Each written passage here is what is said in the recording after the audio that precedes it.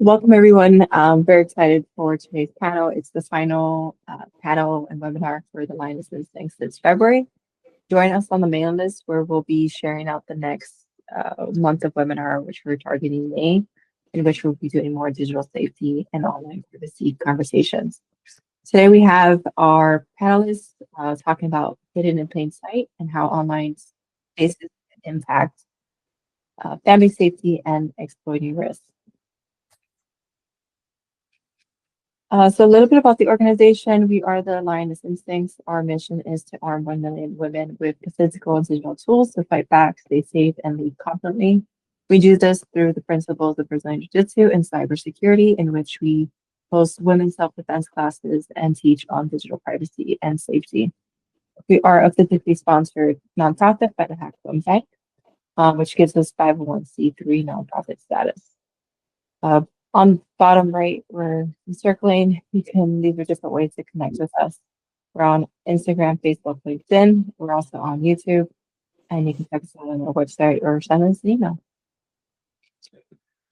Some online resources for you. If you go to the lionnessinstincts.com/online-safety-resources, we have for moms and just general women, the safety tips when it comes to traveling international, protecting your privacy on social media, online dating, for our entrepreneurs and business professionals, things to think about, and for our parents, keeping kids safe online with additional resources in the event something were to happen, where to contact and how to contact to help resolve those issues. And once again, just more information on how to connect with us. And if you can check out our website, we can have the event calendar. We can keep up to date with the latest activities, shop, donate, or join the mailing list. With that, I'm going to kick it off to our panelists. And I'll start off with you, Angel. I'd love for you to introduce yourself. Tell us a little bit about what brings you here, your perspective, and what first motivated you to speak and work on the family safety digital side. Thank you so much. Thank you, ladies, for allowing me to be here with you. My name is Angel. I am the founder of CMG3 Tech, which serves as a hub for a lot of other sub-brands, aka DBAs.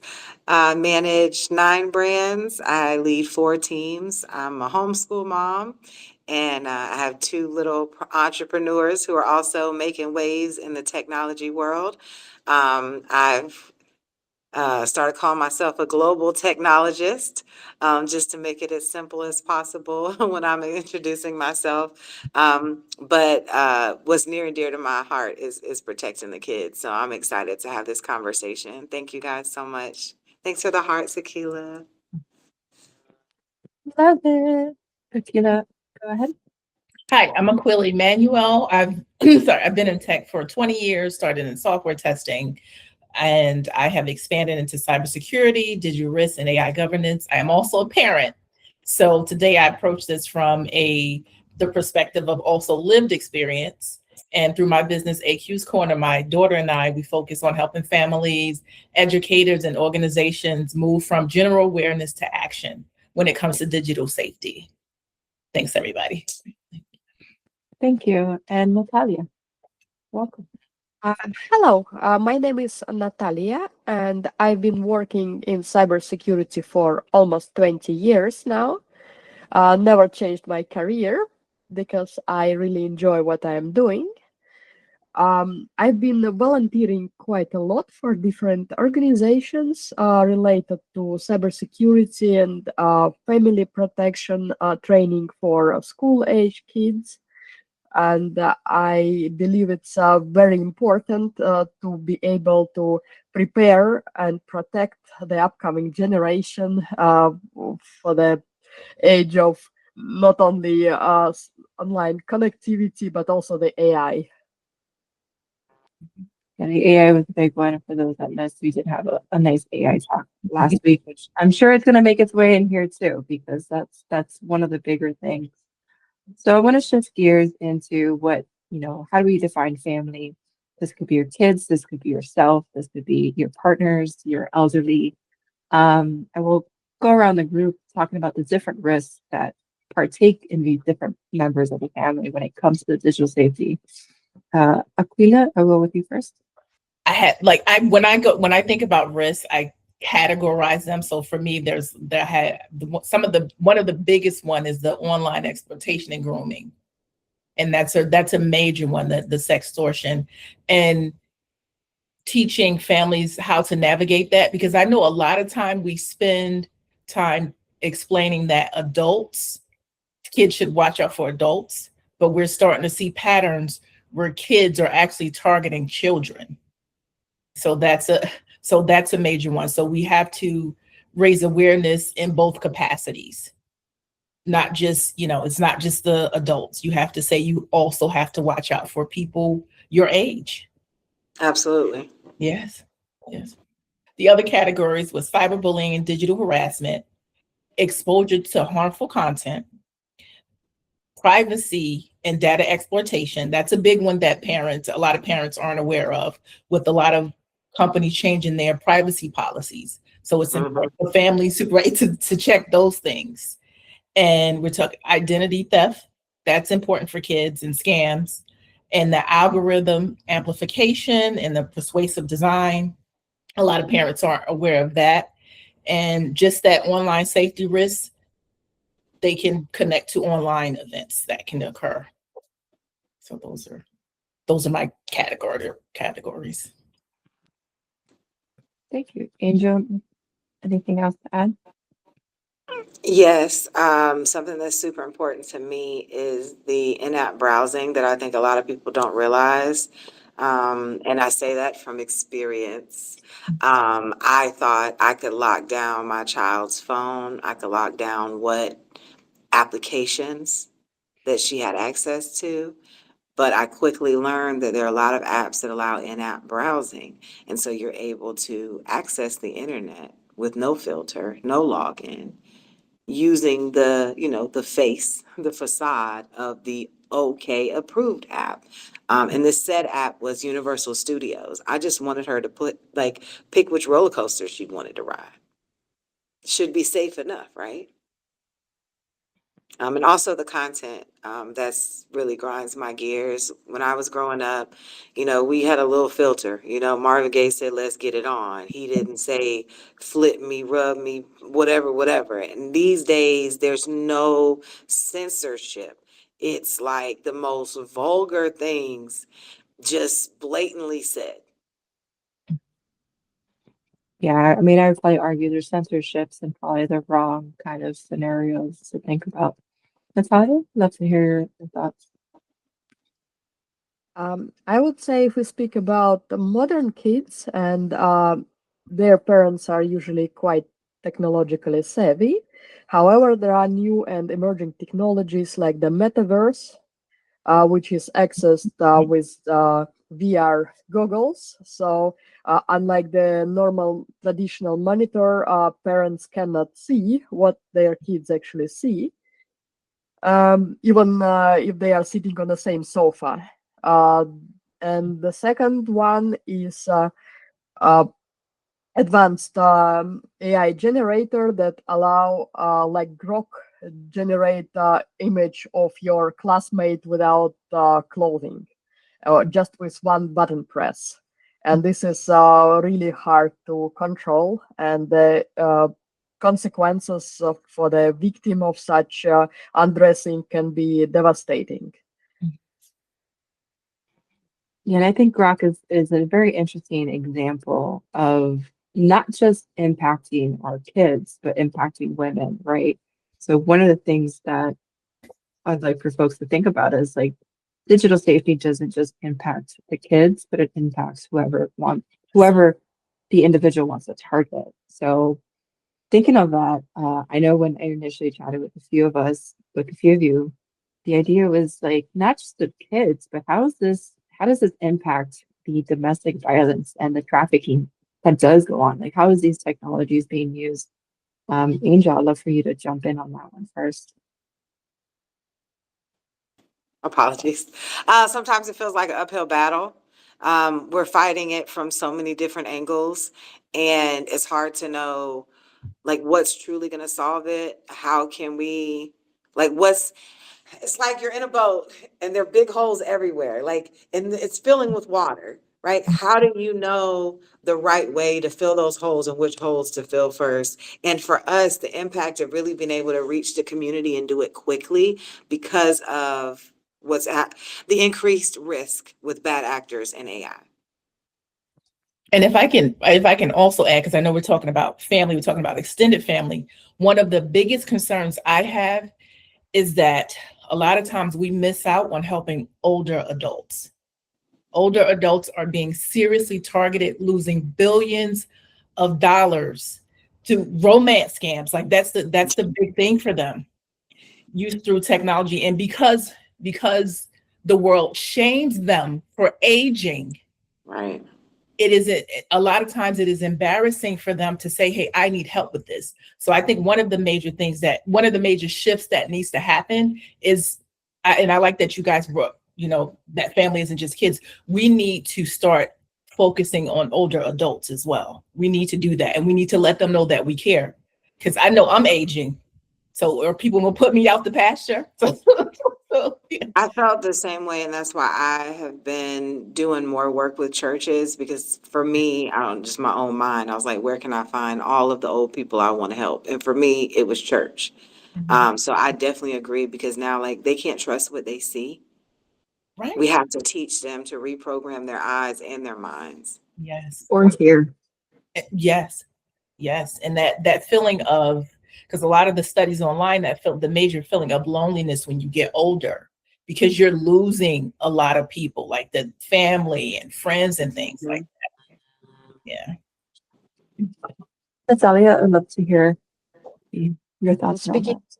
older adults, they grew up in the world of cash, and now most of the payments are digital, and for them, maybe it doesn't feel like real cash, or they don't understand the consequences of clicking a link or scanning a QR code, that actually their cash, which is in a digital form, is being leaking, Mm-hmm. and Mm-hmm. how to check the banking app to see what is going on, how to set up multi-factor authentication, some kind of multi-stage approval.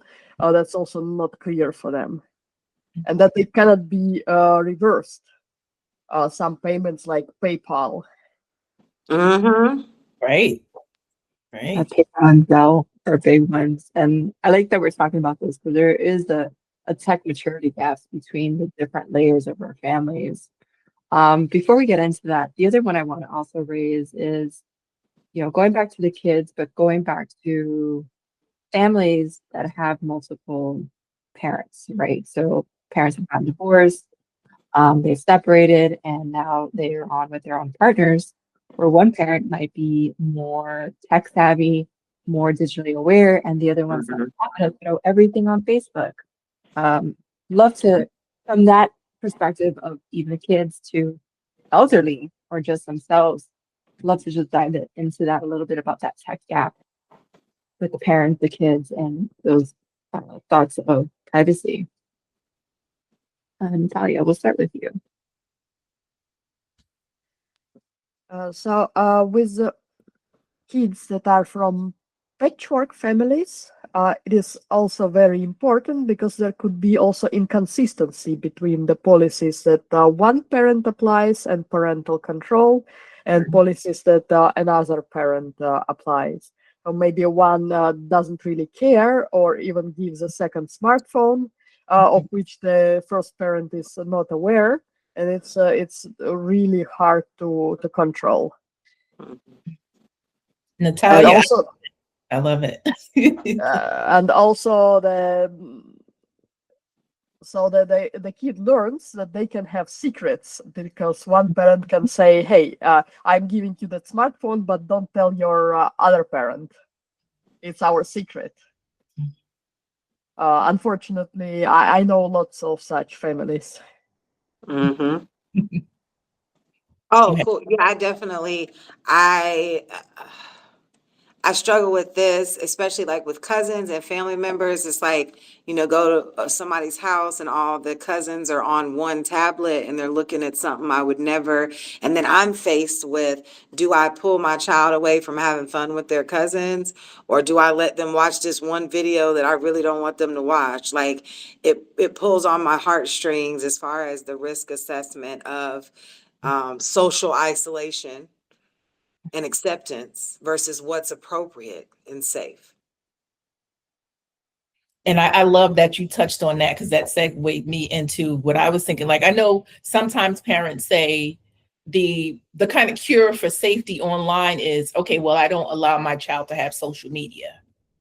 Well, I understand that, but even if you don't, there still should be a conversation, because just like Andrew said, children have access to other children. If you're having them around other children, there is a opportunity for them to see something that they're not going to see. So it's better to, even if you decide not to allow them to watch YouTube or certain videos, it's better to have that conversation than to not, because kids are going to often be exposed to things that you don't want them to be exposed to. It's just a matter of life right now. So I'd like to share a YouTube tip that a lot of other moms have said that they appreciate, they learned from me, and that is watching YouTube on mute.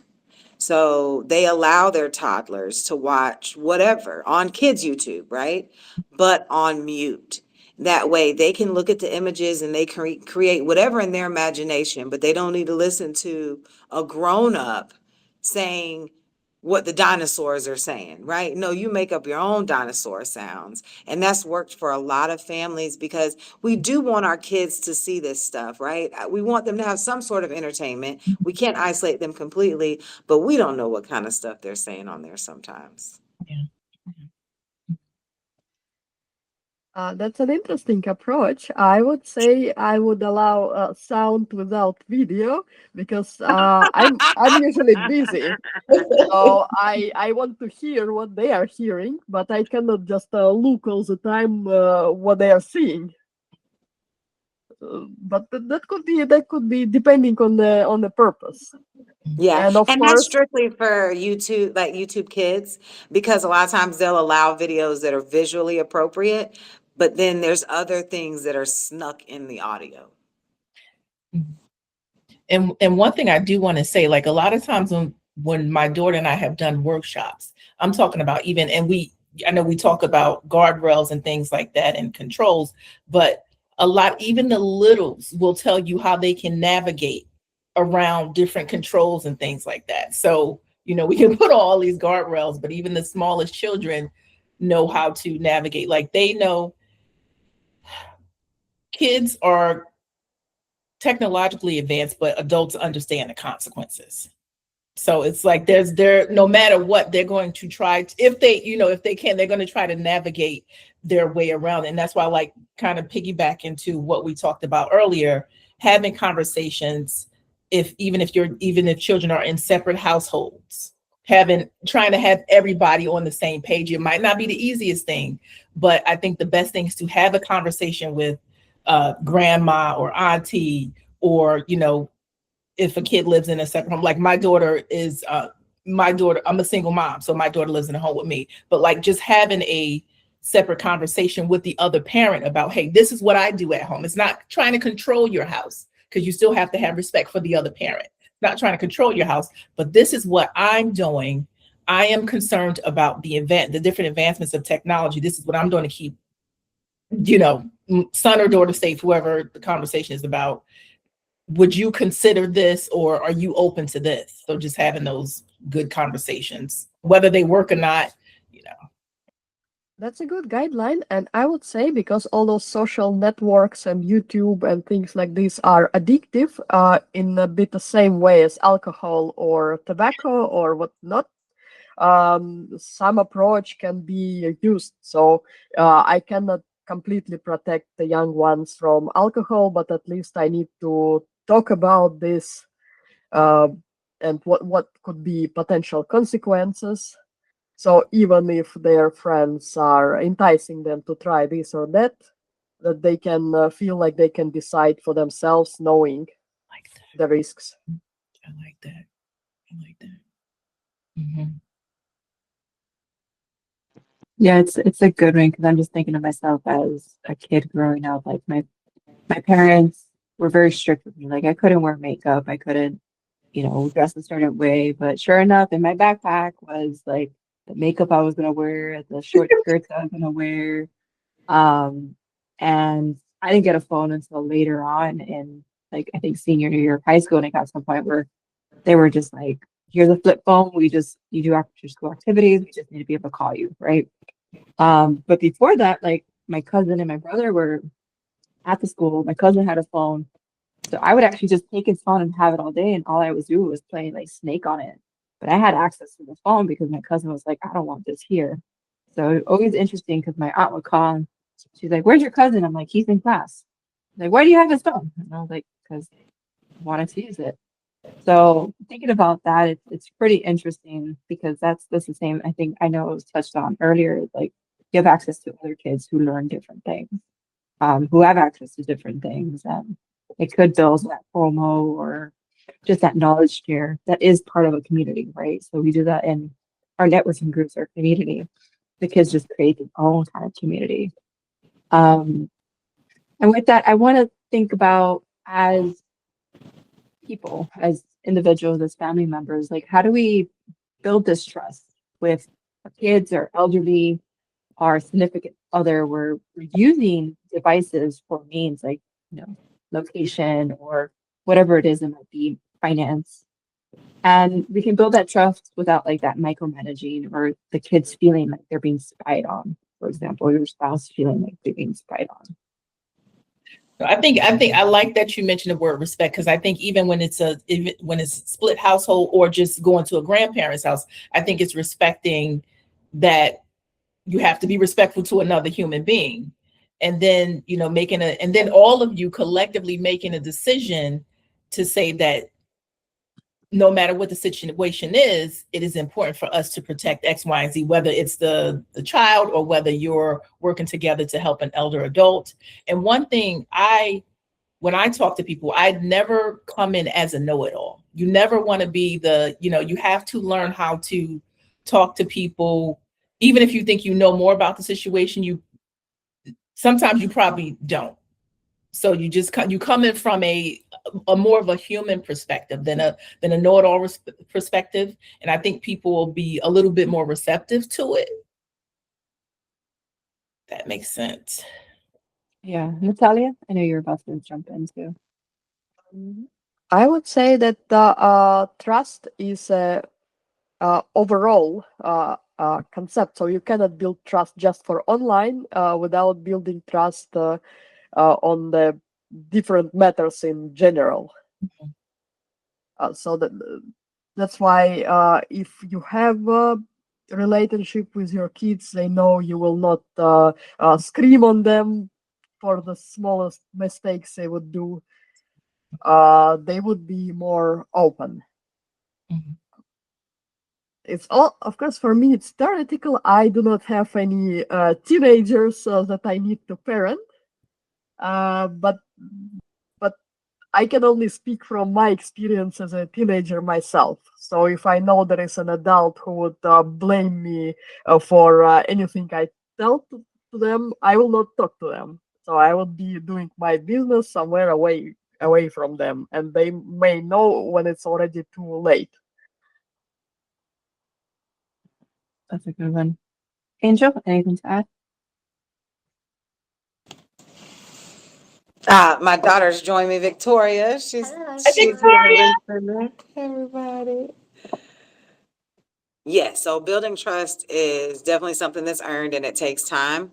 And so reaching the two different groups, reaching kids, it's like, high energy, ways for them to express their creativity. Whereas the older community, it's pen and paper, it's take it super slow, it's let them understand that they can ask whatever questions, they're not interrupting. It's a different approach, but I've built trust with both audiences. So it's just a different approach. I don't think we could ever do it like with an audience of grandparents and kids. But yes, the elderly and the children are the most in danger right now. And so it's important that we focus on those audiences and build trust with them in real life as well as online. Yeah, that's very important to build that trust. And I know earlier in the conversation, we were talking about like deepfakes and how do we work with our kids or elderly, tips and tricks for how do we distinguish that? Like deepfake can just easily be a picture that somebody auto-generated and posted it on social. Now you're blowing up, you're going viral. It could be a phone call to your grandpa saying that it's you. You know, your car broke. I need you to sell me some money or whatnot. And it can even be these like fake friend requests on our dating platform or social media platform. Um, Talia, would you like to go first? With parents, I think it can be even more tricky than with kids, because in that case the role is inversed. So you as a kid are telling them what to do, and not all parents would accept that there is something they do not know, because they still perceive you as a kid, and what can you know about life? So it is very hard to build this reverse trust. Sometimes it won't be built until they make really some serious mistake. But in case of a healthy relationship, they should be also open to this. I think it's a really good point. A lot of times elders don't want to listen. And I don't think they mean it in a bad way. Sometimes they just don't understand time and they get to telling 3-4 stories. And I'm like, I was talking to you about this, but you're talking to me about everything else. And they're sure that their story applies, but you don't understand how it connects. So there is that issue of just like the elders not listening. So it's great that we understand we need to listen because we're the new elders in the future. And so you were talking more about like explain them how to identify or just general. Either identify or just tips and tricks to share with the audience of things to consider when they might be, or they might have that gut feeling that it might be a deepfake or just not sure. And so, sometimes, a lot of times when I talk to elders, one of the biggest things that I try to tell them is to trust their instincts. Because there are a lot of things going on right now, but we're making them feel like they shouldn't trust their instincts. Like even when I talk to, elders, if they tell me something simple about, oh, I feel like the person at the phone company is trying to get me to get a new phone and I don't really need one.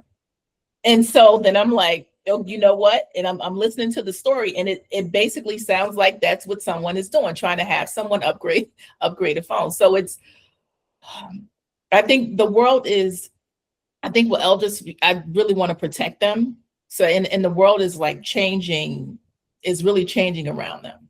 So I think the biggest thing we have to do for elders is build their confidence. It's kind of like the same thing that we have to do with kids too. So we have to teach kids to build instincts. And for elders, we have to try to position them sometimes to trust their instincts and say, does this seem like something realistic to you? What would normally be a case for this and things like that? So, it's like you all said, it kind of depends on the situation, but I feel like we need to hold them close. Yeah, definitely. Like my grandfather, Natalia, you're about to jump in. Go ahead. I would say, as someone who works in cybersecurity and has to enforce policies for diverse groups of users who may want or may not want to observe those policies.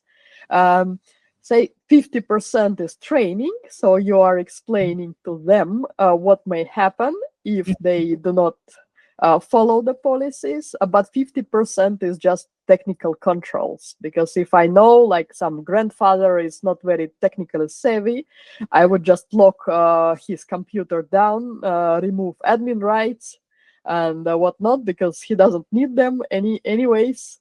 So if he needs to install a new printer, he can always call me and I would help. So the less rights they have, the less bad thing can happen.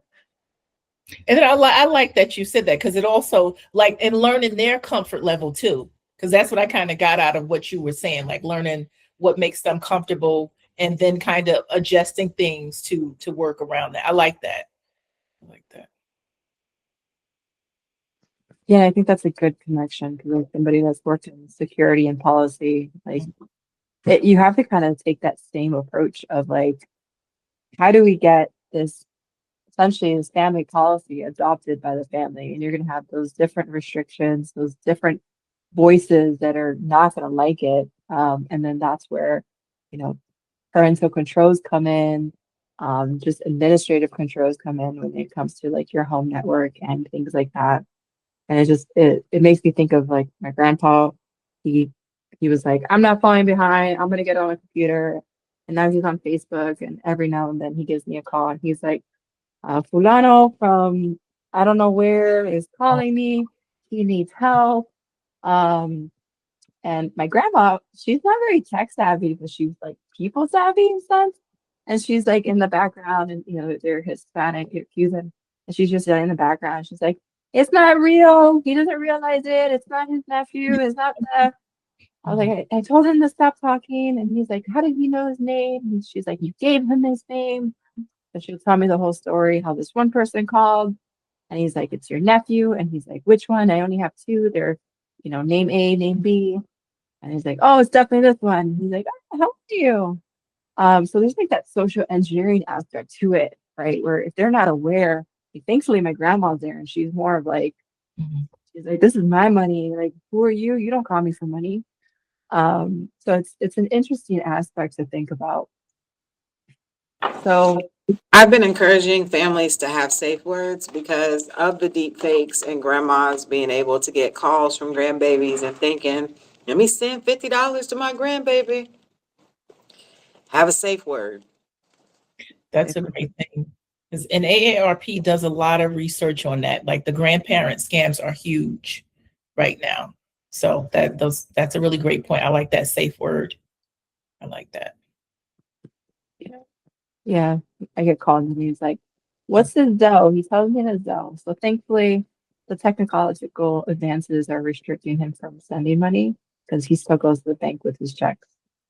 Natalia, I saw you unmuted.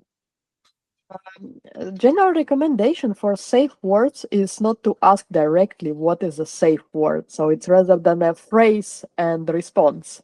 Let's say they are asking, do you remember we have a dinner with Aunt Daisy tomorrow? And the response to it, oh no, it's the day after tomorrow, or something like this. So that doesn't sound like a security check by itself. So there could be several pairs of those, because depending on the situation, because if somebody calls you, hey, I crashed my car, of course you would not ask about the dinner, but something else.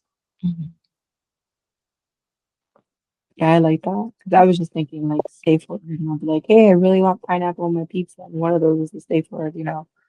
But that depending on the situation might just be like pizza's been my theme of the day of today. I really want pizza apparently. I love the set response, like the phrase and response, like that's super secure. Like, thank you for that. We got additional feedback. Double nod in that one.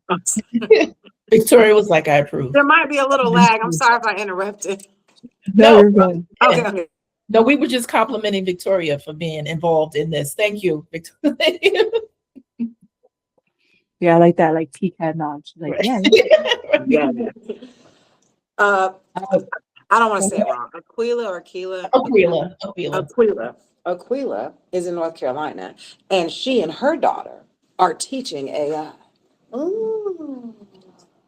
So we're gonna have to hang out with them soon. Yes. That'll be awesome. Yeah. there you go.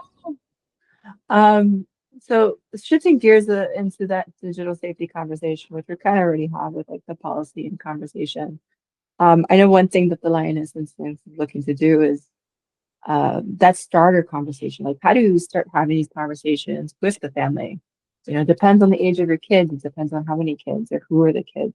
Depends on what your family looks like, right? So I like to just chat about that, about like what's a helpful mindset for an individual that wants to have, it could be even a kid coming up to the parents to have that conversation. A helpful mindset for these individuals when they're approaching these safety conversations, and things that we should probably think about when we're having these conversations. Okay, I'll start with you. One of the things that comes to mind for me with starting the conversation is focus on what apps and technology the either whatever person you're targeting uses the most. So like I know like with kids, I think we're at the stage where we need to make them feel involved and less like we're policing them. So if you want to approach a conversation, like let's just say your child uses Roblox a lot, and say you can kind of navigate it and say what's that feature, who can contact you through this, do you know who you're talking to most of the time, kind of get feedback from them and seeing how much they understand about it, about whatever app they use, not just Roblox, whether it's Instagram or something else, and then take the conversation from there. So you want to start it off like it's a partnership, if that makes sense, rather than you're policing it. So that's why. My take on this, that you should not have a one talk, because you would be always late. Your kids are growing much faster than you think, but rather start when they are still at the bedtime story age. So you can tell something in the form of a bedtime story and ask some feedback from your child. What do you think that characters should do, or what do you think they would do next? So you can understand their own experience, and theoretically, what would they do, because they would associate with the character. Mm-hmm.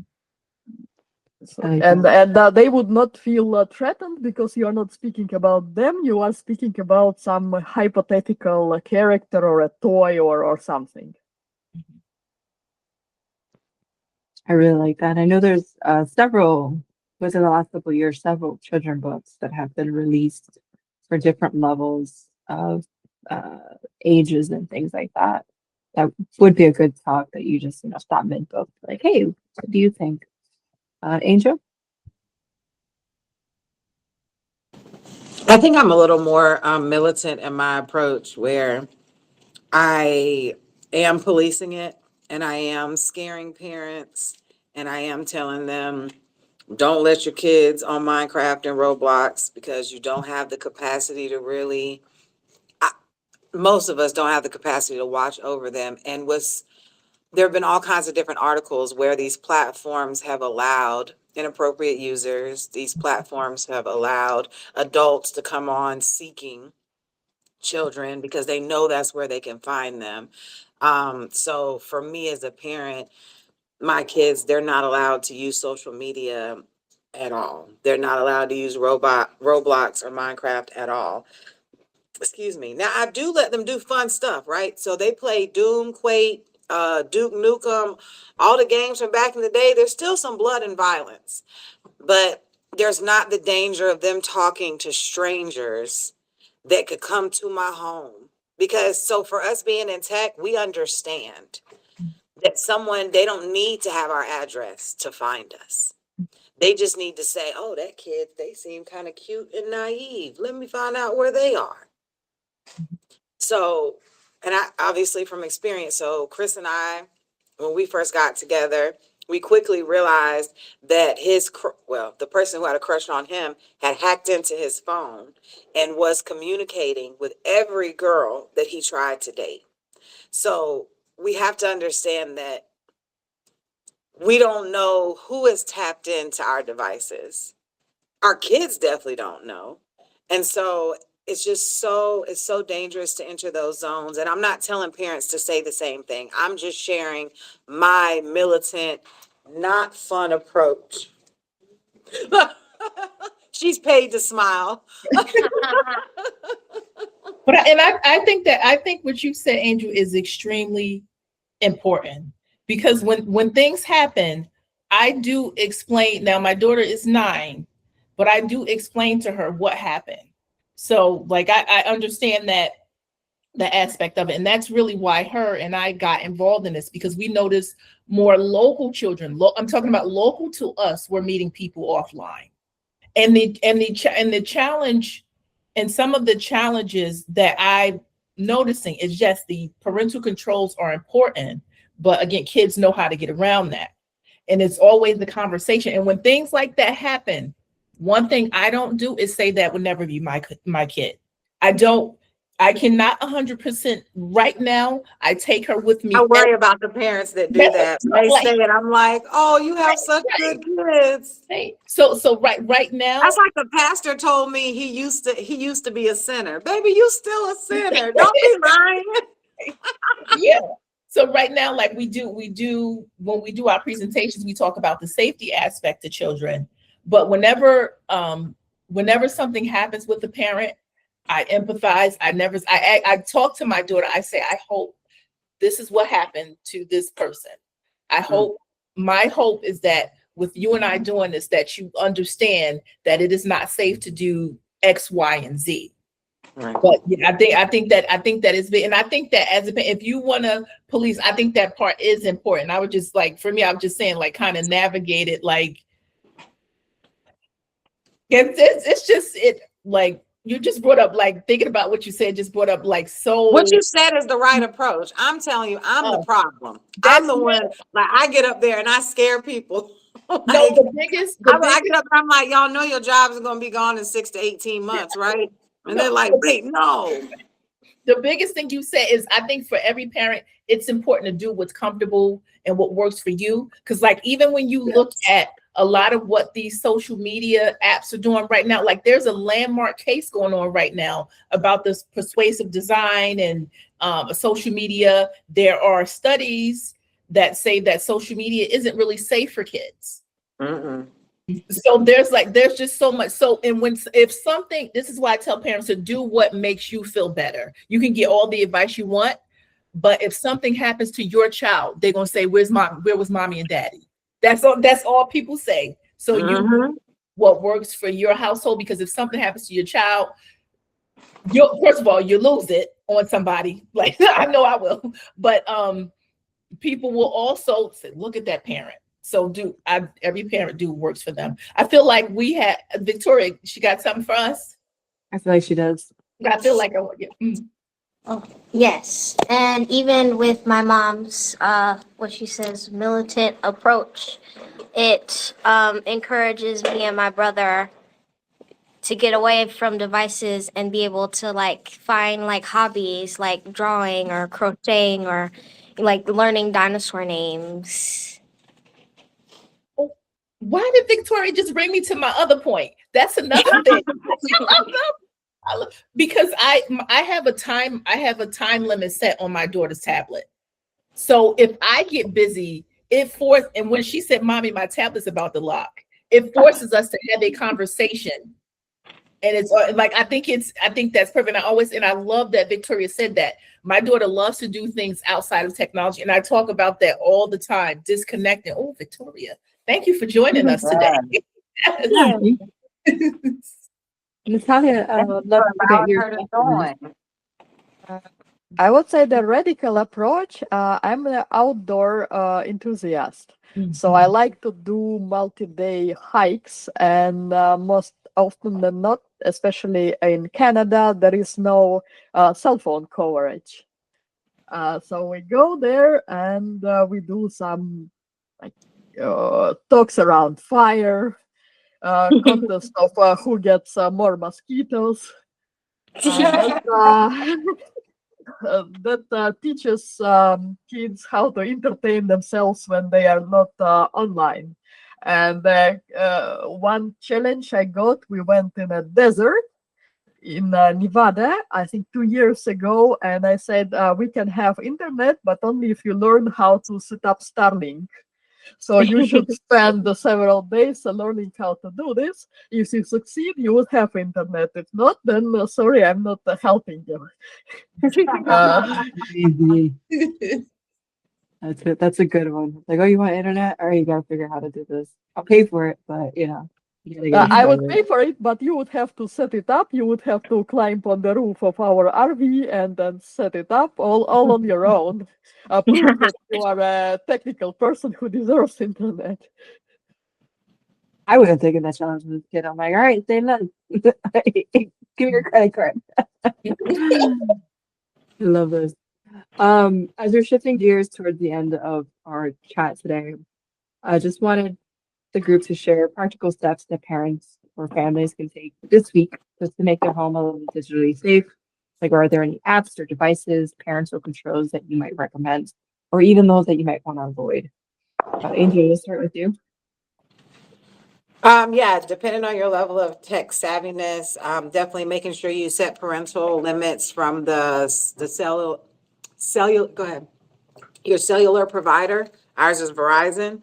So you can limit who they can call, who they can text. She has an approved list of who she can communicate with. And then obviously you can set different parameters at home with your internet. And then also going through their device and looking at every app that's on there and really thinking about what are those apps capabilities and are they necessary. And then definitely what Aquila said as far as like having that cutoff time, because we'll forget, right? We'll get busy. Yeah. And Chris, what tool do you use? You use like a Google Family something? So yeah, I use the Google Family as well as the Microsoft Family. I use both of them together. Okay, On we top use a of each other. combination of Google and Microsoft families together to touch all our bases. Because I can easily kill anything, whether it's laptop, phone, or Yeah, she can easily wipe it out. Easily. Like we've even shut down her gallery before. She can't even get to her images. That's a smile if I remember that.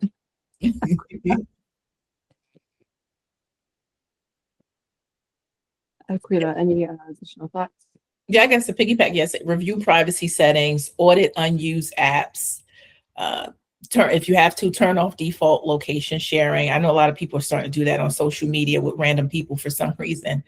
Move devices out of the bedroom at night, and just have a couple of calm conversations about what's going on, what you're doing, and things like that. Any anxiety they might be facing, understanding their risk. A big thing for me is that whenever my daughter says I'm bored or I miss somebody, I'm right on it, because a lot of times with kids connecting with people online, not that she really has time to connect to so many people online, but a lot of times when people seek out, when kids seek out attention online, it has to do with boredom or missing people. So you kind of navigate what they're going through and listening to them to understand when you might need to, switch things up and react a little bit.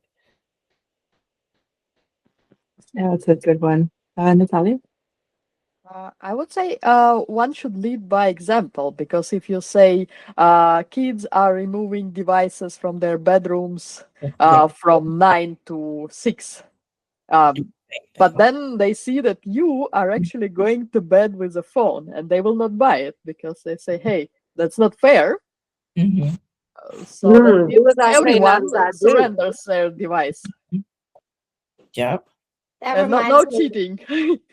That reminds me of my brother. He was asking my dad last night, like, how come you get to stay up and I have to go to bed at 11? And he says, well, first of all, I'm your father and I'm older than you. And I pay the mortgage.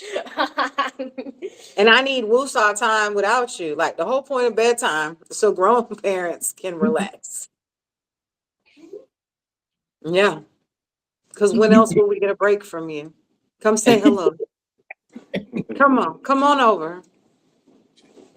Yeah, that's an interesting one, because like when I was a kid, I had an older brother, and he was able to do all this stuff. Hi. He was able to do all this stuff, and I was like, that's not fair. He can do it. why can't I? And, for me, it was strict Hispanic culture where they're like, you're a girl, you can't do it. And I always found that like unfair, so I would always find the way around it.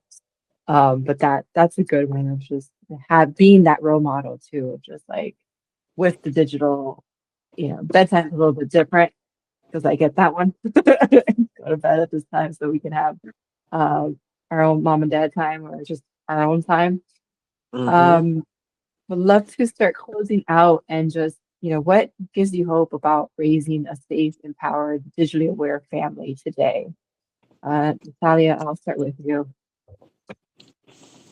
Hope is that technology develops, but also develops our skills. So kids are more skillful with the technology than their parents and always have been. And I believe that they have some intuitive understanding of maybe what the previous generation had done wrong. And they see some consequences, like I would say, like Greta Thunberg, that I see that she is advocating for our planet. And I believe that all those new data centers indeed consume lots of resources. And maybe they will understand it's just not worth it spending all time talking with AI bots and seeing how this impacts the environment. So I still see the hopes that the younger generation chooses those role models. That's such a good one because we could probably talk on this whole digital safety for a very long time, but the fact that I know we talked on loneliness, and there's like this huge widespread thing of people using AI for relationships and that Yeah. loneliness aspect. Aquila, how about you? What gives you hope? I think families are asking better questions, and I feel like communities are starting to pay attention. And I also like that parents are willing to learn alongside their children, because if I don't understand something or if I don't know something, I tell my daughter, you know what, I didn't know that. Being honest and upfront with kids. Yeah, that's it for me. Thank you. Angel? Yeah, I absolutely agree with what both of them said. We are sadly fighting against time at this point, and so we all have to come together. This is everyone's issue. We are all techies now. Obviously, I know we are, but I mean like the world, right? We all have to take this into our hands and start figuring out how do we protect, how do we provide security and safety and resources for families, for the elderly, for children, and then also equipping the kids, like with her building her AI assets and teaching safe, ethical AI standards, just like you have your daughter teaching. And then we're quickly raising up Caden to do the same. He has a dinosaur app that's all about dinosaurs, but there's a sprinkle of ethical AI in there. And so it's a really great way to get kids introduced to it really quickly. So really us building those tools and making them free and available, obviously low cost to us, right? But increasing our impact, right? What you're doing with the book that you and your daughter have written, you are making it so that you can impact hundreds, thousands of people in a small time frame versus everyone needing a consultation with you or with her. Right. Veronica, would you like to say anything?